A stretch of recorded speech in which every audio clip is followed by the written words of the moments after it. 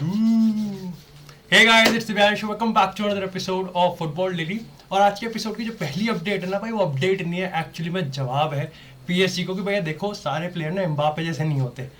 कुछ player actually में Tchouameni भी जैसे होते हैं भाई। लेकिन ठीक है आज भाई थोड़ी बेंटरिंग को साइड रखते हैं और भाई ये एपिसोड ना टोटली अनस्क्रिप्टेड होगा, क्योंकि लाइक तुम ऐसे मोस्ट ऑफ यू को पता ही है कि भाई देखो मैं ट्रैवल कर रहा हूँ, नया सेटअप है, नई जगह सेटअप हुआ, मैं सोया भी नहीं हूँ क्योंकि आते ही तो मैं ब्लॉग रिकॉर्ड करने चला गया था और वहाँ पे सक्सेसफुली 2 ब्लॉग तो अभी तक तो रिकॉर्ड हो गए, कब अपलोड होंगे ये पता नहीं। लेकिन जितनी भी इन्फो है उन पर अपन लोग डिस्कस करेंगे। और सबसे पहले बात करते हैं चुआमेनी की डील पे। भाई 5 स्टार साइनिंग है, ठीक है, 5 स्टार के 5 स्टार तुम दे दो, लेकिन बस एक प्रॉब्लम है और वो था कि यहाँ पर इन्फ्लेटेड प्राइस का ना पूरा फायदा उठाया। अब देखो यार, ये प्रॉब्लम भी कह सकते हो और बीइंग अपॉर्चुनिस्टिक इज समथिंग जो कि गलत नहीं है, सब अपॉर्चुनिस्टिक होते हैं और यहाँ पे मोनाको ने सेम करा और पीएसजी का रेस में आना कहीं ना कहीं इस चीज़ को ऑटोमेटिकली इंक्रीज कर देता है। अब ये डील कितनी इंपॉर्टेंट है रियल मैड्रिड के लिए यार, तो इस चीज़ को देखो कि मैं ना एक्चुअली में एक स्टेटमेंट पढ़ रहा था कि यूनाइटेड का ही मैं बस दूसरे क्लब का मैं रेफरेंस और एग्जांपल दूंगा कि उन्होंने अभी तक पॉल स्कोल्स को सही से रिप्लेस भी नहीं कराया और यहाँ पर रियल मैड्रिड ने मात्र कहीं ना कहीं 120-130 मिलियन के अंदर तीन प्लेयर्स, 120, 130, 140 ले लो, 3 मिडफील्डर, कामाविंगा, चुआमेनी और वेलवर्डे, लाइक तीनों को यहाँ पर ऑलरेडी उन्होंने अपने क्लब में रिक्रूट कर लिया है। तुम सोचो अभी यहाँ पे cruise, Casemiro, Modric, KCM already अपने टॉप लेवल पे अभी भी परफॉर्म कर रहे हैं, उनको रिप्लेस करने की जरूरत है, बट स्टिल यहाँ पर हमारे पास मिडफील्ड रेडी है। और यही इंपॉर्टेंस है कि भाई रियल मैड्रिड क्यों कहीं ना कहीं ट्रांसफर मार्केट में लाइक पैनिक सिचुएशन कह सकते हो कि एमपीटीएम के बाद दिक्कत तो हुई थी, बट स्टिल उसमें भी हमने 6 तो मारा है और पीएसजी को हराया, तो कहीं ना कहीं देखो डील में मजा तो आया है। तो भाई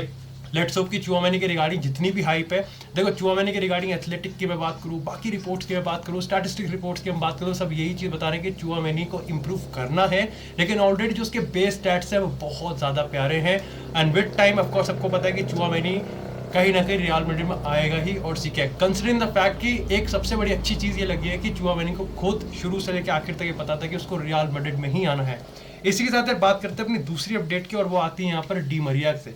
अब अगर बार्सिलोना से थोड़ी वैसे बात करें ना, तो देखो यार ये तो सिंपल सी बात है कि डी मरिया टू यूवेंटस अब ठंडा पड़ता जा रहा है जैसे जैसे टाइम जा रहा है, और इसके पीछे जो सबसे बड़ा रीज़न बताया जा रहा है ना, वो ये है कि देखो पहली चीज तो अब बार्सिलोना रेस में एंटर कर चुकी है और बार्सिलोना का रेस में एंटर करना कंसीडरिंग उस पोजीशन पे जहां पर उनको जरूरत भी है, तो आप मान सकते हो कि देखो बार्सिलोना एग्रेसिवली पुश करेगी। अच्छा, इस चीज में ये भी एक बहुत बड़ा आप कह सकते हैं इंसेंटिव मिलता है उनको कि रफीनिया की डील ना अभी प्रैक्टिकली पॉसिबल नहीं दिख रही है। उसके बाद अगर आप साला की बात करो तो वो भी एक बहुत ही अल्ट्रा लेवल की साइनिंग हो जाएगी, इतना पैसा है नहीं, तो आपको डी मरिया एक फ्री एजेंट जिसकी मैं कहूँगा कि डिमांड भी इतनी कुछ खास ज़्यादा होगी नहीं। बार्सिलोना अगर देखो अगर डिमांड पूरी करने पे आ गई बार्सिलोना तो वो कर ही देगी इकोनॉमिक, और अगर नहीं कर पाई तो देखो इकोनॉमिक में तो गांड मरी हुई है, वो तो कोई प्रॉब्लम है नहीं। और जो एक और पॉइंट यहाँ पर मैं पॉइंट नोटिस कर पा रहा हूँ वो ये चीज़ है कि यार यूवेंटस उसको 1 साल का कॉन्ट्रैक्ट नहीं दे रही, जो कि डिमरिया एक्चुअली में डिमांड कर रहा है। अब जावी और डिमरिया के बीच में ऑलरेडी एक डायरेक्ट कॉन्टैक्ट और कॉन्वर्सेशन हो चुकी है, तो ऑफकोर्स तुम समझ सकते हो कि बार्सिलोना इंटरेस्टेड है, लेकिन अभी भी ये सोचना बाकी है और ये पता लगाना बाकी है एक्चुअली में कि बार्सिलोना का जो ऑफिशियल फॉर्मल कॉन्ट्रैक्ट होगा ना वो डिमरिया के लिए एक्चुअली में क्या होगा। इसी के साथ देखो लेवेंडोव्स्की वाला जो सास बहू सीरियल है वो तो चल ही रहा है, लेकिन इसमें एक डिटेल यानी ये भी निकली है कि मतलब मेरे को समझ में नहीं आता, वैसे थोड़ा सेंस बनाता भी है, लेकिन लाइक अगर आप ब्रॉडर व्यू से देखोगे ना ज़्यादा सेंस बनाएगा नहीं। वो इसलिए क्योंकि देखो अब रिपोर्ट ये कहती है कि अगर बार्सिलोना लेवेंडोव्स्की को साइन करने में नाकाम रहती है, अनसक्सेसफुल रहती है, तो वो जेरार्ड रोमेरो को एक्चुअली में लाइक कंसिडर करेंगे। अब मेरे को समझ में नहीं आता, विलारियल का अगर मैं बात करूँ, उस रिपोर्ट में लिखा है कि विलारियल उसको 40 मिलियन में सेल करने के लिए तैयार है। अब यहाँ पर इसका सेंस सिर्फ एक ही रीजन से बताता है, देखो काफी लोग कह गए भाई 40 उसके लिए भी दे रहे हैं, 40 उसके लिए भी दे रहे हैं, तो बार्सिलोना कौन सा प्लान बी को सक्सेसफुल मानेगी? लाइक ये किस तरीके का हुआ, पैसा तो आपको देने ही पड़ेंगे। अब अनसक्सेसफुल यहाँ पर एक रीजन इससे भी हो सकता है, और वो एकमात्र रीजन ये है कि अगर बायर्न लेवा को जाने ही ना दे। लेकिन यार तुम खुद सोचो, एजेंट इतना कुछ आके बोल गया, लेवा खुद इतना आके बोल गया, अब भी वो लगा पड़ा है, वो वही मैं बता रहा हूँ ना, वो इंटरव्यू दिए जा रहा है। आई थिंक ही वांट्स, उसको चाहिए कि बार्सिलोना और लेवेंडोव्स्की के जो मोमेंटम है ना, जो टॉक्स है, जो कॉन्वर्सेशन है, वो हमेशा मेन स्ट्रीम मीडिया में रहे। जितना मीडिया में रहेगा उतना प्रेशर बायर्न पे रहेगा। यहाँ तक मैं ये कहूँगा कि बायर्न का जो स्टैंड है वो सही गलत तो मैं नहीं कह सकता, लेकिन मतलब ठीक है, इट्स गुड। यहाँ पर लाइक लेवा की तरफ से पर्सनल अटैक्स हैं। बायर्न एज अ क्लब पे देखो, इंस्टीट्यूशन पे जब आप ऐसे करते हो तो सच और झूठ तो बाद में पता चलता है, लेकिन एट द वेरी इंस्टेंट पे आपको समझ में आ जाता है कि देखो यार ये तो थोड़ा एग्रेसिव हो रहा है बंदा। ऑफ कोर्स देखो बार्सिलोना में पूरे पूरे मजे लेंगे, पूरे चौड़ में घूमना पड़ता है, लेकिन बायर्न का स्टैंड यहाँ पर अभी भी ठीक है। और जैसे मैंने आपको पिछले फुटबॉल डेली के एपिसोड में बताया था कि देखो उनका प्रेसिडेंट 0 फक्स देता है, उसको फर्क ही नहीं पड़ता भाई, वो उससे चिल है, उसका जब तक रिप्लेसमेंट लाइनअप नहीं होगा ना उसे फर्क ही नहीं पड़ता। और रिप्लेसमेंट के तौर पे आप सादियो माने is not the answer. Sadio माने अगर होगा बायर्न में, जो कि मोस्ट लाइकली लग रहा है, तो वो लेवेंडोव्स्की के रिप्लेसमेंट के तौर पे नहीं बल्कि एक अच्छी साइनिंग के तौर पे ही होगा। इसी के साथ यार बात करते हैं अपनी तीसरी अपडेट की, जो कि आती है यहाँ पर चेल्सी से। अब चेल्सी की बात करें तो भाई देखो चेल्सी यहाँ एक फ्रंट पे एक पूरा रीबिल्ड ही, जैसे कि आज हमने एक पॉडकास्ट मैंने अपलोड करा है जब बाबा के साथ हमने थॉरोली डिस्कस करा है कि इस तरीके से चेल्सी प्रिपेयर्ड थी भी या नहीं भी थी, लेकिन अब कहीं ना कहीं वो रीबिल्ड के चक्कर में तो पड़ गए हैं और रीबिल्ड भी अच्छा खासा लाइक ऑफ कोर्स। लेकिन उसमें जो सबसे बड़ी हेडलाइन है वो है यहाँ पे कि Romelu Lukaku to enter. Like ये ऐसे टाइम पे हो रहा है जहाँ पर लाइक चेल्सी हर जगह से फंस गई। आप रिप्लेसमेंट ढूंढोगे तो रिप्लेसमेंट कोई सस्ता तो आएगा नहीं। हाँ एक सस्ता था लेवेंडोव्स्की, लेकिन उसको आना नहीं है, ठीक है। दूसरी चीज ये है कि अब आपके 115 मिलियन में फंस चुके हैं, तो वो भी कैसे निकलेंगे। लेकिन अब यहाँ पर ये चीज है कि देखो लुकाकू के पास 15 दिन थे चेल्सी को कन्विंस करने के लिए, और कहीं ना कहीं आप कह सकते हो कि yes he is successful now, क्योंकि चेल्सी अब कन्विंस हो चुके हैं कि ठीक है हम लुकाकू को ऑफलोड करेंगे। प्रॉब्लम यहाँ पर ये कि अब लुकाकू चेल्सी में तो ठीक है एग्रीमेंट हो गया, लुकाकू इंटर में तो एग्रीमेंट हो गया, लेकिन ये जो इंटर और चेल्सी है इसमें एग्रीमेंट होना बाकी है, क्योंकि लाइक वो जो लोन एग्रीमेंट है ना चेल्सी के पास, आई थिंक अब कहीं ना कहीं जब लुकाकू ने कन्विंस कर ही लिया है तो चेल्सी के पास जो पावर थी ना वो छिन गई है। तो वो जो 20 मिलियन मांग रहे हैं कहीं ना कहीं उनको घट पुट के अगर 10-15 पे भी आ गए ना तो बड़ी दिक्कत है। और जो कॉन्ट्रैक्ट में वो ऑब्लिगेशन टू बाय डालने के चक्कर में है कि भाई तुमको खरीदना ही पड़ेगा, वो इंटर मानने से नहीं रही, क्योंकि भाई like of course Antonio Conte के अंडर इंटर लाइक लुकाकू किस तरीके से खेला सबको पता है। लेकिन क्या यहाँ पर जो नया मैनेजर है, जो उनका लाइक वो मैनेजर है, वो किस तरीके से उसको यूज कर सकता है, दिस इज स्टिल अननोन। और उस टीम में उस सेटअप में ये अभी देखना बाकी है। बाकी लगता है मेरे को पता ही है कि सीरिया में यार लुकाकू चल ही जाएगा। लेकिन इसी के साथ यार बात करते हैं कुछ छोटी अपडेट से। सबसे पहले तो यार यहाँ पर आती है मैनचेस्टर यूनाइटेड से। ये एक्चुअली में छोटी अपडेट नहीं, थोड़ी बड़ी अपडेट है, अनस्क्रिप्टेड है ना तो पता नहीं चल रहा। सबसे पहले डील आती है यहाँ पर पॉल पोग्बा की। अब जुवेंटस भले ही डी मरिया की डील में पीछे हो या फिर हार भी जाए, लेकिन पॉल पोग्बा की डील में तो भाई देखो उन्होंने बाजी मार लिया, और लाइक एक्सपेक्टेड भी था, क्योंकि आप कह सकते हो कि 3 हॉर्स रेस जो थी ना वो पहले 2 हो गई और फिर अब एक सिंगल रह गई थी, वो थी यूवेंटस। अब अगर मैं आपको रियल मैड्रिड की बताऊं, दे वर नेवर एवर इंटरेस्टेड, क्योंकि अगर ऐसा होता ही नहीं उनके पास, उनका क्लियर उनका पाथ था कि अपन को चुआमेनी के लिए जाना है। एमपीटीएम के बाद में हम चुआमेनी के लिए जाएंगे ओनली एंड ओनली अगर हमारे पास फंड्स बचेंगे। सिंपल सी बात है, क्योंकि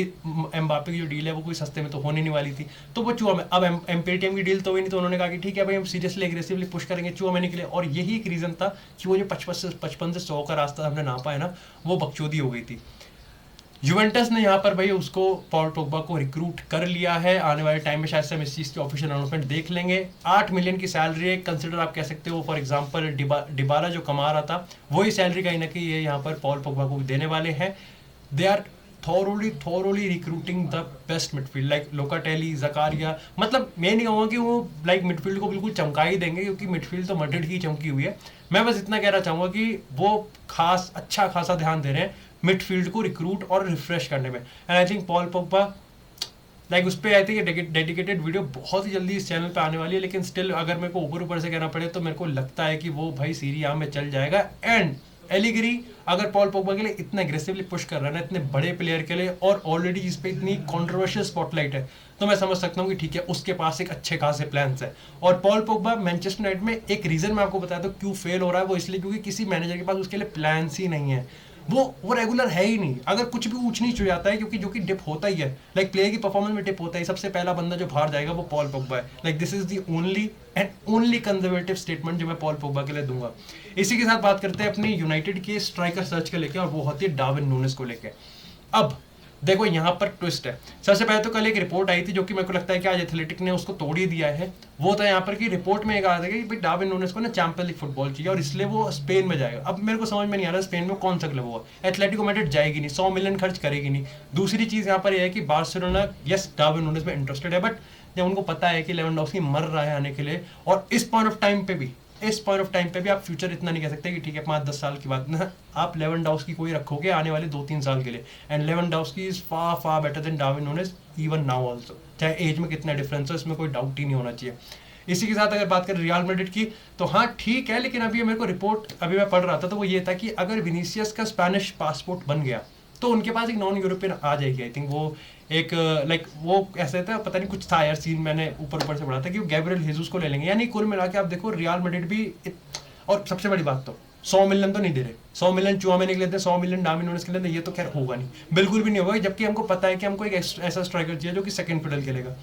अब बारी आती है एथलेटिक के होक्स की, और वो बताते भाई उन्होंने सिंपल कह दिया कि देखो अब ये रेस कहीं ना कहीं ट्विस्ट हो सकती है, ट्विस्टेड हो सकती है, क्योंकि यूनाइटेड जो मैं कहूँगा कि जो कॉन्फिडेंट दिख रही थी वो अब यहाँ पर नहीं है, और उसके पीछे का रीजन ये है कि लिवरपूल अपना ट्रांसफर रिकॉर्ड तोड़ सकती है। अगर मैं आपको बताऊं ट्रांसफर रिकॉर्ड वो 75 मिलियन है जो कि उन्होंने दिया है वर्जिल वैन डाइक के लिए, यहाँ पर उनको 100 मिलियन देना पड़ेगा। अब ऑफ कोर्स 2 हॉर्स रेस है, तो भाई बेनिफिका भी अच्छा खासा बिडिंग रेस का अपॉर्चुनिटी बनेगी जिस तरीके से मोनाको ने बना था। और आई थिंक इंडिकालिया न्यूज़ है, कोई एक ट्विटर अकाउंट है, काफ़ी अच्छा काफ़ी बड़ा एक अकाउंट है, उसने यहाँ पर ये भी पब्लिश किया है कि आने वाले 2-3 दिनों में एक्चुअली में लिवरपूल एक बिड भी डाल सकती है। अब यूनाइटेड इसका क्या कर सकती है? अब देखो ऑफ कोर्स यूनाइटेड एग्रेसिवली जा सकती है, लेकिन तुमको पता है कि यार इस सीजन एक्चुअली में देखो ये तो पक्का है कि यूनाइटेड बिना स्ट्राइकर के इस सीजन में नहीं उतरेगी आने वाले सीजन में, ये तो पक्का है, ये तो पक्का है कि हम लोग स्ट्राइकर साइन करने वाले हैं। लेकिन हमको ये भी पता है कि यूनाइटेड का इस समय आई थिंक 70-80% जो फोकस है वो फ्रैंकी डियोंग पे है, यानी कि डियोंग की साइनिंग हमको करनी ही है, और सस्ता नहीं आ रहा भाई वो। यार बार्सिलोना को पता है कि देखो, अब बार्सिलोना को पता है कि यूनाइटेड एग्रेसिवली पुश कर रही है, क्योंकि यार देखो एक चीज़ भी है, देखो एरिक टेन हैग अगर इतना टाइम तक अपने एक्स प्लेयर से भाई लगातार बात कर रहा है, लगातार अपने क्लब को कन्विंस कर रहा है, तो शायद से वो ठान के बैठा है कि देखो हाँ तो करवानी है, और शायद से उसको लग भी रहा है कि हाँ हो ही जाएगी। अब बार्सिलोना को पता है कि ये चीज़ हो रही है, बार्सिलोना कोई ना कॉन्ट्रैक्ट का कोई सिचुएशन है, बार्सिलोना इकोनॉमिक कंडीशन की वजह से बेच रही है, तो आप समझ सकते हो ना कि इकोनॉमिक वैल्यू जो होगी वही एकमात्र ऐसा क्राइटेरिया होगा जहाँ बार्सिलोना नेगोशिएट नहीं करेगी। तो 80-100 यहाँ भी मान के चलो, तो यहाँ पर यूनाइटेड चांसेस हैं कि लिवरपूल से हार जाए, but again it remains to be seen कि लिवरपूल जो कि कहते हैं कि ऐसा ट्रेडिशनल क्लब है जो कि इतना हाई ट्रांसफर रेटेड मतलब हाई ट्रांसफर वैल्यू पे डील नहीं करता, क्या वो कर सकता है? अब काफ़ी लोग कहेंगे कि सादियो माने का 40 मिलियन आ रहा है, तो आपको ऊपर से आपको 60-70 मिलियन लगाने पड़ेंगे, और तो वो देखने वाली बात है कि डिपेंड्स कि लिवरपूल कितना जल्दी स्टेप करती है। इसी के साथ बात करते हैं अपनी लास्ट अपडेट की, और वो आती है छोटी सी अपडेट है, और वो आती है यहाँ पर पीएसजी से। अब कल ना पीएसजी जो मीडिया न्यूज़ है, मीडिया हाउसेज हैं, उन्होंने कल ये चीज़ रिपोर्ट पब्लिश करी कि देखो भाई लेट मई में ना एक रिपोर्ट आई थी, वो थी लुइस कैंपोस की, और लुइस कैंपोस के जो पूरा टीम था ना उसने ये डिसाइड किया था कि देखो नेमार पीएसजी में रहेगा प्रॉब्लम क्रिएट करेगा, और उसका जो पीएसजी का देखो पोचेटिनो ने भी इस चीज़ को अनाउंस किया है कि पीएसजी का जो प्रेसिडेंट है ना सिरिल खिलाफी है, वो बहुत जल्दी अनाउंसमेंट करेगा। उसमें 2 अनाउंसमेंट सबको पता है, पहला है कि लुइस कैंपोस आ रहा है, और दूसरा है कि पोचेटिनो सैक होगा, और हाँ लियोनार्डो भी सैक होगा, तो 3 हो गई डिवीवर्स। तो सिंपल सी बात यहाँ पर यह है कि देखो पता सिंपल सा ये है कि लुइस कैंपोस की टीम में मानती है कि नेमार पीएसजी में इस सीजन कहीं ना कहीं प्रॉब्लम्स क्रिएट करेगा, और यहाँ पर अब ये है लेट मई की, और यहाँ पर ऑलरेडी 10-15 दिन जा चुके हैं। हमको ये भी पता चल चुका है कि नेमार ने इसको पब्लिकली कह दिया कि नहीं, मेरे को किसी ने कहा मेरा जाने का मन नहीं है, मेरा पीएसजी के साथ कॉन्ट्रैक्ट है, कोई ऑफिशियल सूटर मतलब कंपैटिबल सूटर्स भी नहीं है इस समय ट्रांसफर मार्केट में, तो चीज़ें बहुत ज़्यादा कॉम्प्लिकेटेड है। पता है इंटरेस्टिंग चीज़ ये भी है कि अगर नेमार रुकता भी है, जो कि मेरे को लगता है कि मोस्ट पॉसिबल आउटकम लगता है, क्योंकि यार कोई एग्रेसिवली नेमार के लिए इस समय पुश नहीं करेगा। चेल्सी थी लेकिन डेम्बेले उनको मिल रहा है, यहाँ पर देखना पड़ेगा कि जो ड्रेसिंग रूम का सीन होगा ना वो कितना सही होगा, और इस पॉइंट ऑफ टाइम पे मेरे को लगता है कि नेमार को एक ही चीज़ चाहिए, वो है कंसिस्टेंसी। अलॉन्ग वो तो वो खुद ही प्रोवाइड मतलब वो तो खुद ही उसके में आ रही है, क्योंकि वो फिटनेस इंजरी नहीं हो रही, तो कंसिस्टेंसी आई जाएगी। जो मोस्ट इंपॉर्टेंट चीज़ है ना वो है कि उसको सपोर्ट मिलना चाहिए मैनेजर का, जो नया मैनेजर आएगा, जो कि आई थिंक पोचेटिनो नहीं रहेगा, लेकिन मेरे को लगता है कि जिसको लेके भी आएंगे वो भी कुछ खास करेगा नहीं, क्योंकि अवेलेबिलिटी नहीं है ट्रांसफर मार्केट में इस समय। मैनेजर्स को लेके भी जिडान मना कर रहा है, और यहाँ पर जो क्लब्स के अंदर का एटमॉस्फेयर है, ये एम्बापे होक्स वगैरह ड्रामा, नस्ल खिलाफी, द पॉलिटिक्स, ये कहीं ना कहीं नेमार को कितना अफेक्ट करेगी, that remains to be seen. बाकी that's it for this episode guys. I hope आपको एपिसोड पसंद आया हो। कल से भाई लगातार एक वीडियोस आती रहेंगी, और भी भाई बहुत इंटरेस्टिंग टॉपिक्स पे मैं वीडियोस शूट करने वाला हूँ, और आपको इस चैनल में मिलता रहेगा।